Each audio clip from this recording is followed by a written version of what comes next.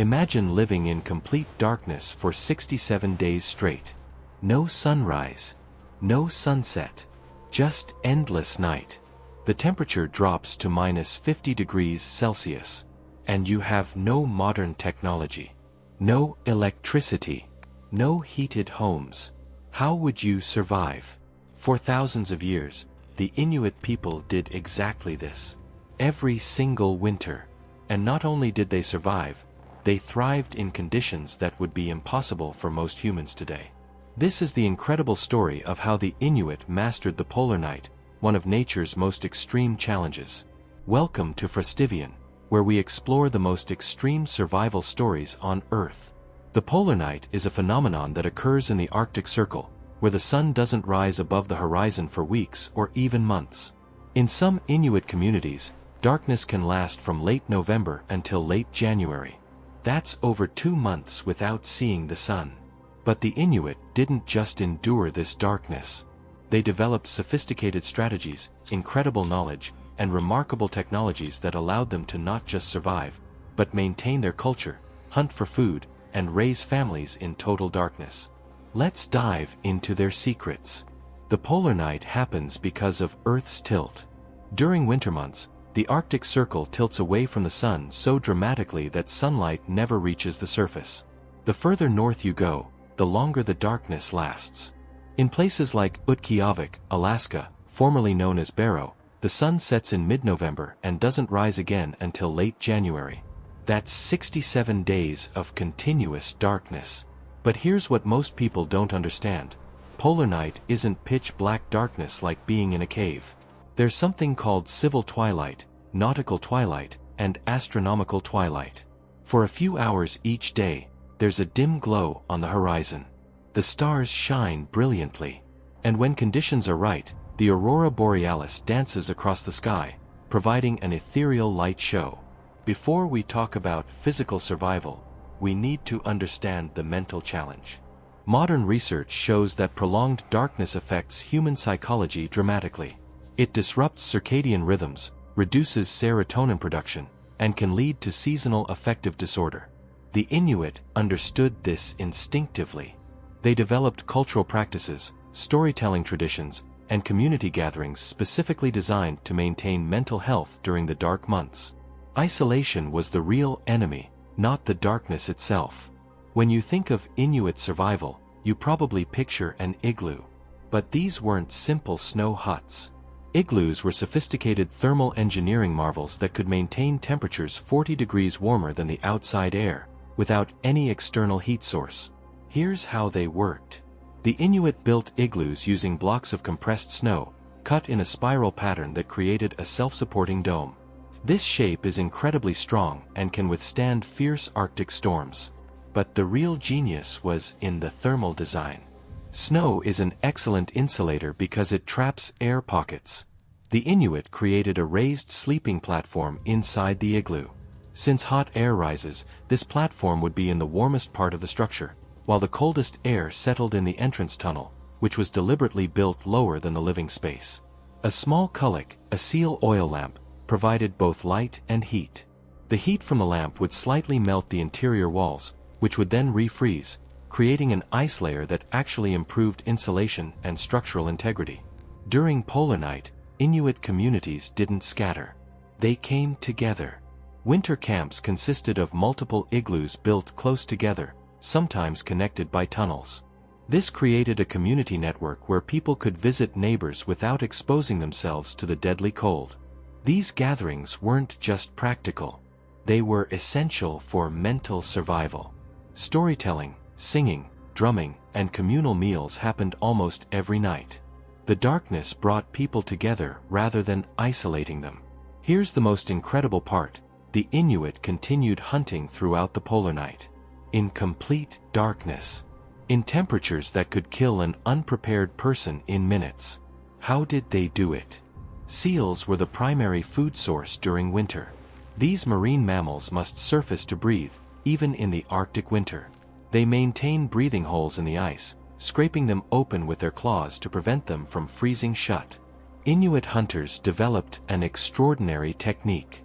They would locate these breathing holes, sometimes by observing them before the polar night began, sometimes by reading subtle signs in the ice and snow. Then they would wait. Sometimes for hours.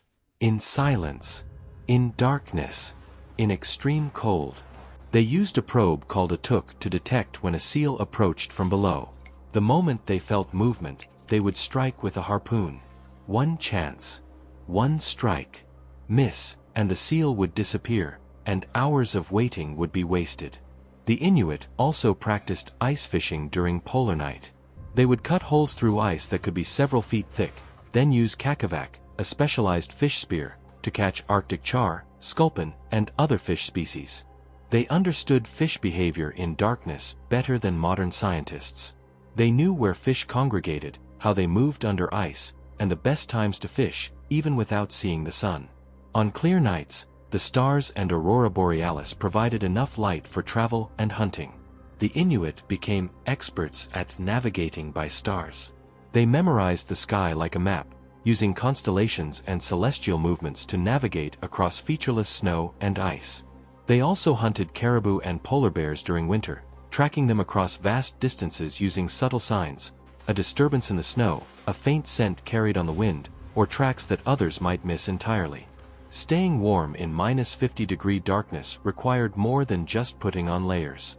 The Inuit developed the most sophisticated cold-weather clothing system ever created, and it remained unmatched until modern synthetic materials were invented in the 20th century. Their clothing used a two-layer system. The inner layer was made from caribou hide with fur facing inward, trapping warm air against the skin. The outer layer had fur facing outward, protecting against wind and snow while allowing moisture to escape. This is critical. In extreme cold, sweating can kill you. Moisture freezes and destroys insulation. Inuit clothing was designed to be breathable while maintaining warmth, something modern outdoor gear still struggles to achieve. Inuit boots, called kamik, were engineering masterpieces. Made from sealskin, caribou hide, or polar bear fur, they were designed to be waterproof yet breathable. The Inuit would stuff them with dried grass or moss for insulation, which they could replace as needed. They understood that feet were the most vulnerable part of the body. If your feet freeze, you can't hunt, you can't travel, you can't survive. Their footwear technology reflected this priority. The kulak was the heart of Inuit life during polar night. This seal oil lamp provided light, heat, and a cooking surface. Made from carved soapstone, it burned seal blubber using a wick made from Arctic cotton or moss. Maintaining the kulak was an art form. The flame had to be carefully managed to provide maximum light and heat while conserving fuel. Women were typically responsible for this crucial task, and their skill could mean the difference between comfort and suffering during the long dark months. Scientists have discovered that some Inuit populations developed biological adaptations to polar night conditions. Higher baseline vitamin D production, altered melatonin regulation, and more efficient fat metabolism all helped them thrive in darkness. Their traditional diet, rich in omega-3 fatty acids from seal, whale, and fish, also provided crucial nutrients that helped maintain mental and physical health during the dark months.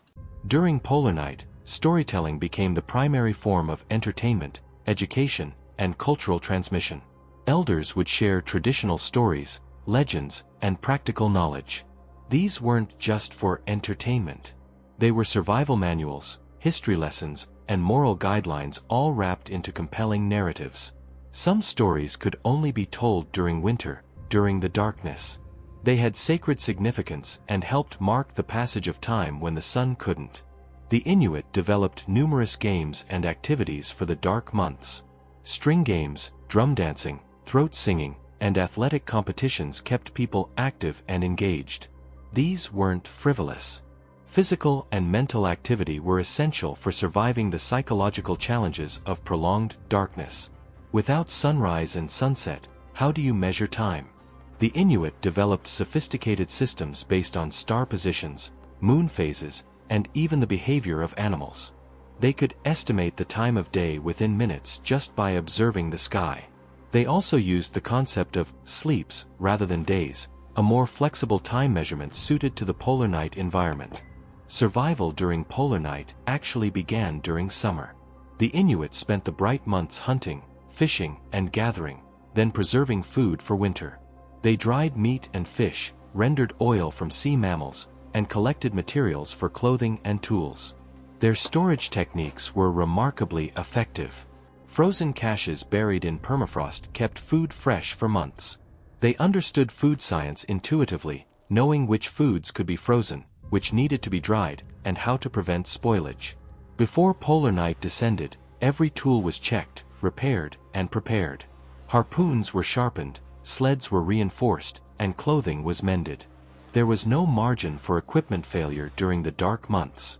Perhaps most importantly, communities prepared mentally for the coming darkness.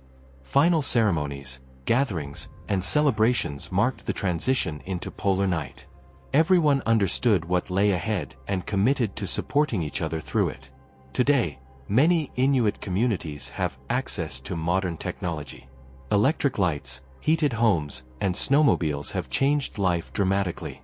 But this has also brought challenges. Traditional knowledge is being lost. Younger generations sometimes lack the skills their ancestors possessed. Climate change is also transforming the Arctic. Ice patterns are changing, animal migrations are shifting, and the predictability that allowed traditional survival strategies is disappearing. What the Inuit accomplished during polar nights represents one of humanity's greatest survival achievements. They didn't just endure extreme conditions. They created a rich culture, maintained strong communities, and lived fulfilling lives in an environment that would defeat most modern people equipped with the latest technology. Their knowledge represents thousands of years of accumulated wisdom. Understanding how they survived isn't just historical curiosity. It teaches us about human resilience, adaptation, and the incredible things people can achieve when they work together. The next time you complain about a dark winter day, remember the Inuit people who spent months in total darkness, yet found light in their communities, their stories, and their incredible survival skills. Their story reminds us that humans can adapt to almost anything.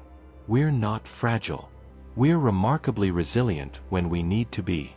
If you found this story incredible, subscribe to FROSTIVIAN for more extreme survival stories from around the world.